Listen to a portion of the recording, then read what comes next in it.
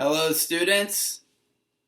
We are here in the Orzali household kitchen, and we are going to do a little chemistry experiment. I have my lab helper here. What's your name again? Frankie. Oh, hi. Good to see you. And what's your name, buddy? Can you say hi to the camera? I'm Luca. You're Luca? Oh, that's good. Okay. And so, we are going to attempt to make something called Elephant toothpaste. Yeah, that's what it's called. Pink. And so here's our ingredients. You may have some of these ingredients at home. You can try this if you like, but I doubt you have this specifically because this is a very high concentration of hydrogen peroxide. This is 30% hydrogen peroxide. The stuff that we usually put on our cuts and boo-boos and ouchies is maybe 1%, maybe 3%, maybe as high as 6%, but this is 30%. This is like the industrial grade stuff. So you have to order this special from a scientific supplier. So I don't expect you to do that, but otherwise we've got 1 tablespoon of dry yeast. And I put that in this little cup already. Actually, Frankie did it. We've got 100 milliliters of hydrogen peroxide. If you remember, hydrogen peroxide is H2O2. And now we've got warm water in here, and Frankie, I need you to help me put 15 milliliters into here. And so I'll tell you when to stop pouring. Pour that into there. Slow.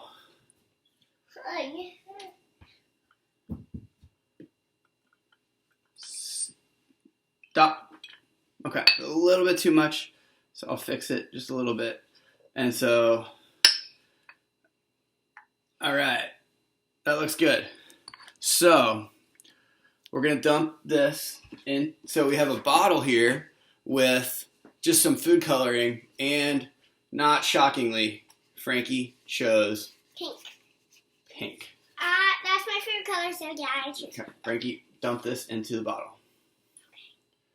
Straight in. No, use the lip. See the lip? Always use the lip to pour it with. Just dump it all in. Nice and slow. Nice and steady. In chemistry, you're going to get real good at pouring stuff into things without dropping it all over the place, which can be a challenge sometimes. All right, thank you. All right. So, the next thing we're going to do is dump in the yeast. And then, so help me with this. I don't know. Oh, Luca helped too. Thanks, bud. So one way you can do this is kind of mix up a solution of the yeast and the water. And that's kind of what we're doing here in the bottom. Yeah. So in the bottom of our bottle, we're mixing up this little solution of food color, yeast, and warm water. And we also have a squirt of dish soap in here. Now it is time to put in the hydrogen peroxide. So let's get it over here so we can observe it. And we may have to put this down in the sink. So we have the sink handy if we need it. Okay? So, Luca, you're not going to touch this. This is not safe, okay? Ready, sit, go. Watch the bottle, you guys. Whoa. Whoa, and it's just going to foam like crazy. I No touch. Okay. It's like even more energetic than I was planning. And you can see it's just foaming all over the place. Okay, you can touch it. Whoa, it's warm. Okay, rinse your finger. Okay, all right. I can touch it. I really don't want you to, bud. Not right now. Oh, that's Okay. a lot. Okay, Luca, you can touch it. Touch it.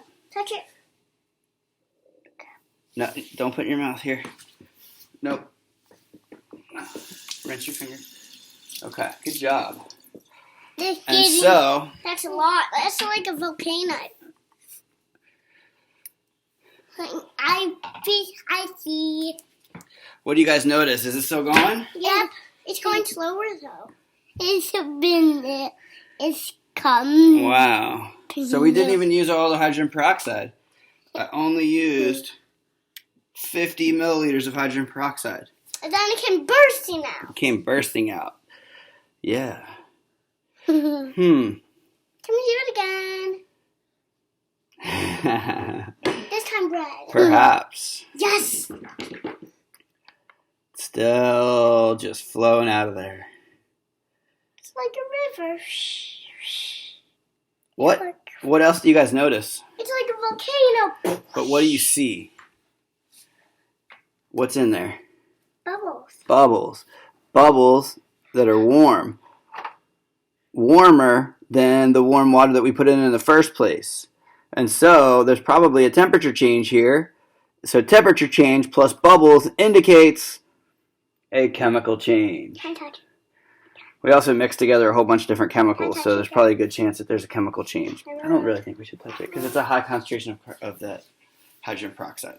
I really want to. So for those of you who are up for a challenge, I can give you the chemical equation and see if you can balance it and solve it. So look for that on the Google Classroom coming up soon. I want to say thank you to Frankie and Luca for helping me. And I hope everybody at home is staying safe and healthy. And as always, Silly I will see you in the Google Classroom.